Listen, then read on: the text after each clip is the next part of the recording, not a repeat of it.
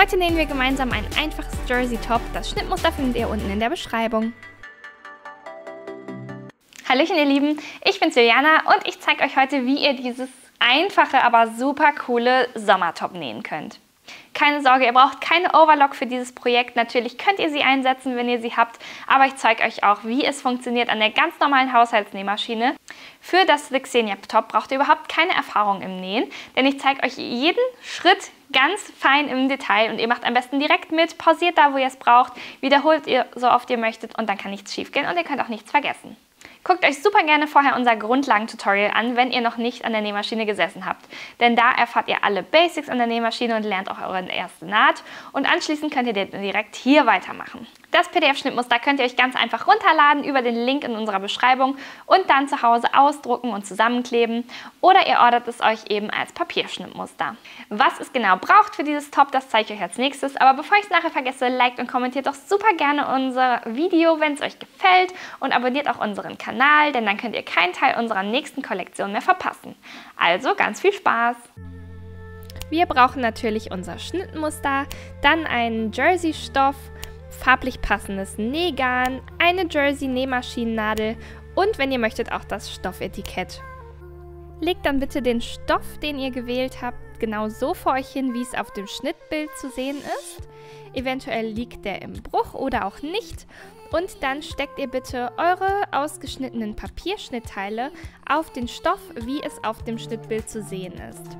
Schneidet dann bitte die Teile so häufig zu, wie es auf den jeweiligen Schnittteilen angegeben ist und steckt jetzt alle Teile so oft fest, wie ihr sie benötigt. Achtet darauf, dass die Schnittteile alle richtig im Fadenlauf liegen.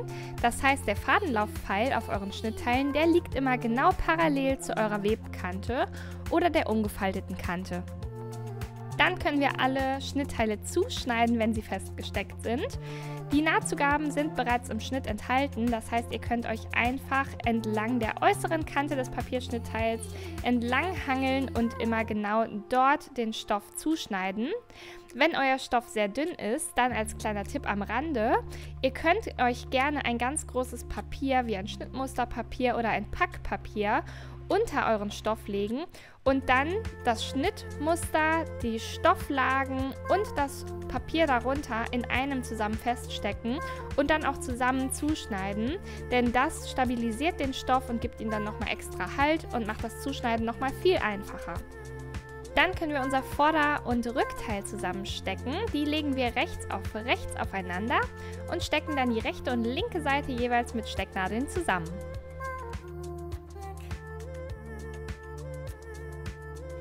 Wir haben die Vorder- und Rückteile ja jeweils zweimal und stecken dementsprechend auch immer ein Rückteil auf einen Vorderteil und haben dann sozusagen erstmal zwei einzelne Tops, die später ineinander kommen.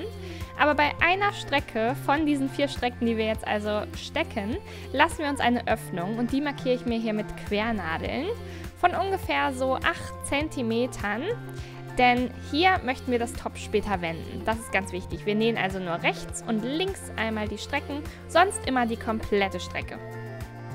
Fädelt dann bitte einmal eure Nähmaschine ein, beim Ober- und beim Unterfaden. Und wenn ihr möchtet, dann könnt ihr natürlich auch super gerne eure Overlock-Maschine dazu nehmen und die meisten Nähte damit nähen. Mit der normalen Maschine geht es aber auch. Wählt dafür einfach gerne einen Stretch-Stich aus mit einer Stichlänge von 2,5.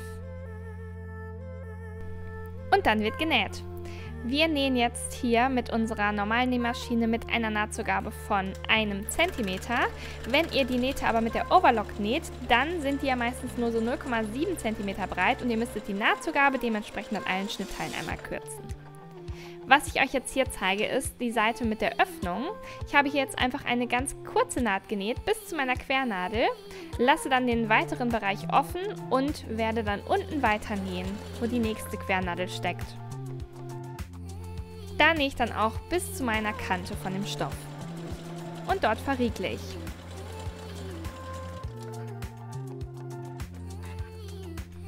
Alle anderen 3 gesteckten Strecken kann ich komplett von Anfang bis zum Ende nähen.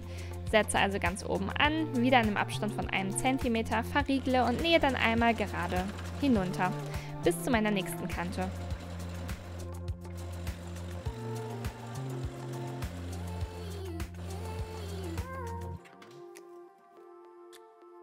Die Nahtzugaben bügeln wir dann auseinander, gehen immer mit der Spitze des Bügeleisens dazwischen und bügeln sie dann nach rechts und links. Macht das bitte jetzt einmal bei allen gerade gefertigten Nähten. Wenn ihr dann alle Seitennähte geschlossen habt, dann könnt ihr euch eure Träger dazu nehmen. Die sehen so aus und wir falten sie einmal rechts auf rechts in der Mitte, sodass die beiden langen Kanten aufeinander liegen. Und die stecken wir jetzt einmal komplett zusammen.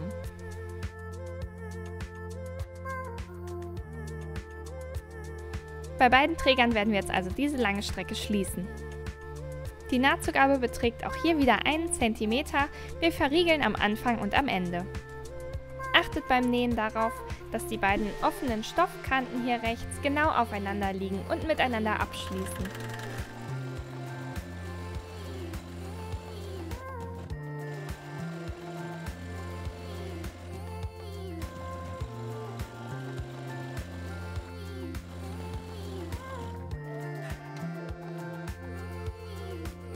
Dann wollen wir die Träger wenden und dafür nehmen wir uns eine Sichernadel dazu und stechen durch eine Stofflage von eurem gerade gefertigten Träger, schließen die Sicherheitsnadel und stecken sie dann in das Innere des Tunnels, also des Trägers, schieben sie immer Stück für Stück weiter hindurch, sodass sich der Stoff dann weiter nach und nach umstülpt. Hier kommt die Sicherheitsnadel wieder heraus und ich wende noch den restlichen Stoff und da habe ich meinen Träger. Wenn ihr das noch genauso auf der anderen Seite gemacht habt, dann können wir ihn einmal bügeln und zwar so, dass die Naht genau an einer Seite des Trägers liegt und dann bügeln wir ihn einmal platt.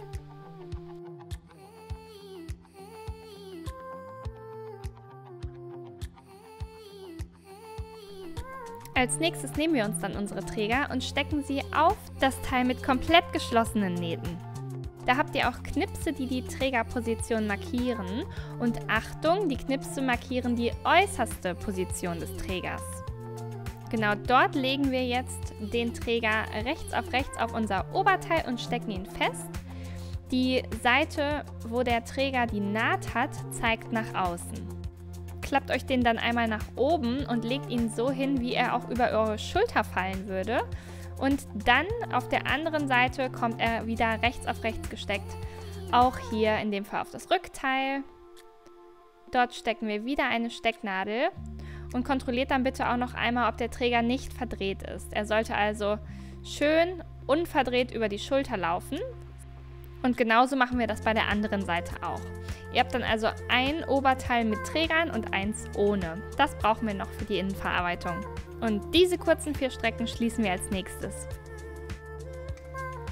Diesmal nähen wir in einem Abstand von nur 0,5 bis 0,7 cm von der Kante entfernt, denn die nächste Naht, die wir später noch nähen, soll diese Naht dann komplett verdecken und die wird dann bei 1 cm stattfinden. Verriegelt am Anfang und am Ende und versichert euch, dass der Träger wirklich fest sitzt. Näht dann alle Trägerenden einmal an. Dann sieht das Ganze so aus und wir können uns unser anderes Oberteil dazu nehmen und das einmal an der oberen Kante einnähen. Dafür klappen wir uns die Träger wieder einmal runter, genau wie wir sie gerade angenäht haben, damit das so aussieht. Nehmen dann das zweite Teil und legen es rechts auf rechts um das Teil mit den Trägern herum, das wir gerade gefertigt haben. Achtet darauf, dass jetzt sowohl die beiden Vorderteile als auch die beiden Rückteile jeweils aufeinander liegen, rechts auf rechts. Dann könnt ihr das Ganze einmal so zwischen die Finger nehmen wie ich, dass ihr einmal hier ringsherum schauen könnt und die beiden Lagen ringsherum aufeinander stecken, so dass wir jetzt wieder einen großen Schlauch bilden. Die Träger liegen dabei weiterhin weg von der offenen Kante gelegt. Und achtet auch bitte darauf, dass die Seitennähte jeweils genau aufeinander liegen. Da könnt ihr hier eine Quernadel stecken, genau durch den Schatten der Naht, so wie ich es hier mache. Die könnt ihr dann beim Nähen auch stecken lassen, dann seid ihr sicher, dass ihr den Punkt auch genau trefft. Ansonsten alles schön feststecken.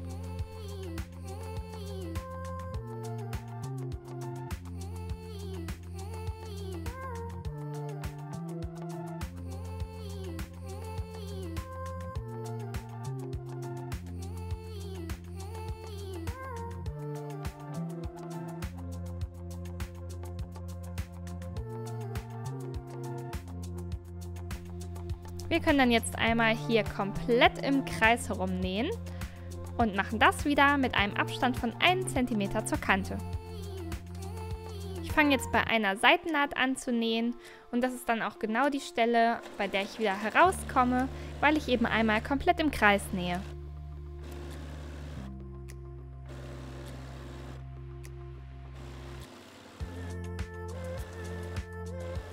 Wenn ich über die Seitennähte nähe, dann achte ich wieder darauf, dass meine Nahtzugaben immer noch schön auseinander liegen und auch so dann mit der Naht befestigt werden.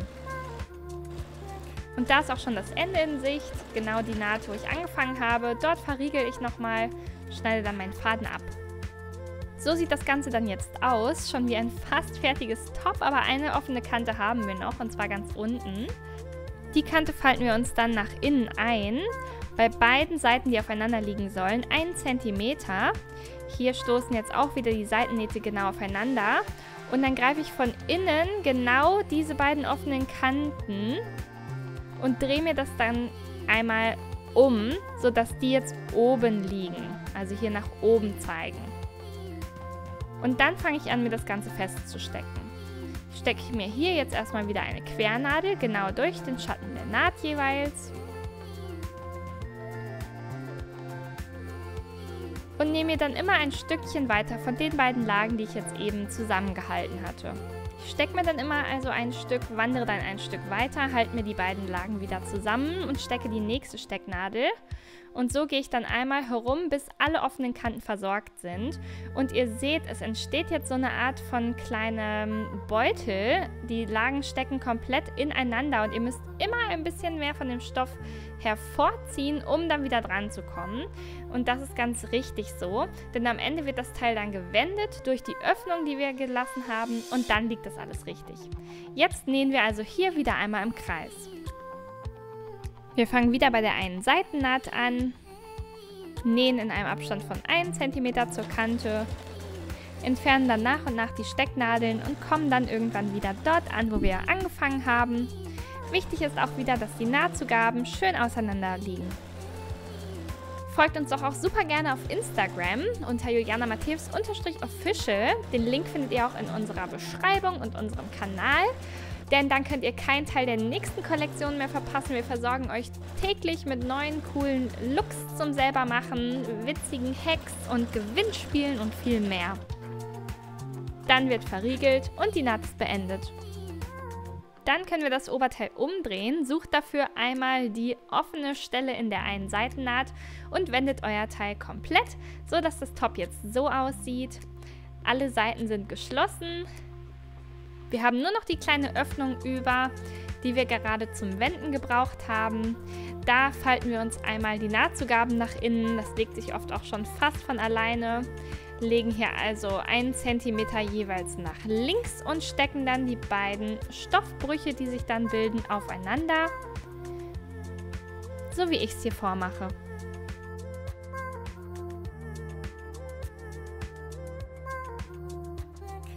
Diese Naht liegt ja später im Innern, deswegen können wir da einfach mit einem Geradstich mit der Nähmaschine drüber nähen. Das ist der Doppelsteppstich und wir nutzen eine Stichlänge wieder von 2,5. Wir nähen jetzt knappkantig von der umgeschlagenen Kante rechts entfernt, verriegeln am Anfang und nähen dann nur so 1 bis 2 mm von dieser umgeschlagenen Kante rechts entfernt auf dem Stoff, bis dort, wo die Öffnung aufhört. Da möchten wir noch einmal verriegeln. Wenn ihr möchtet, könnt ihr natürlich alternativ auch gerne eine Handnähnaht machen, dann sieht man die von innen noch weniger. Da sie aber sowieso im Inneren ja verschwindet, kann man hier auch einfach mit der Nähmaschine rübergehen. Habt ihr vorher mit einer Overlock genäht, dann solltet ihr das jetzt auch entweder mit der Hand oder der normalen Nähmaschine machen. Und wenn ihr möchtet, dann näht doch auch super gerne noch das Stoffetikett ein, am besten in die hintere Mitte und befestigt die oberen Ecken einfach nur auf der inneren Stofflage. Und dann ist es geschafft. Yay! Ja, zack, zack ging das, oder? Ein paar Nähte später und das Xenia-Top ist beendet und hoffentlich eins eurer liebsten Sommertops, weil ihr es selbst gemacht habt und gar nicht mehr ausziehen möchtet. Ich bin gespannt, ob ihr am Ball bleibt beim Nähen. Welches Projekt als nächstes kommt, sucht es euch doch direkt im Anschluss aus. Ich kann dazu gut den Abby Skirt empfehlen. Ich finde den super cool zu dem Sommertop kombiniert. Und ja, ansonsten fühlt euch gedrückt und bis bald!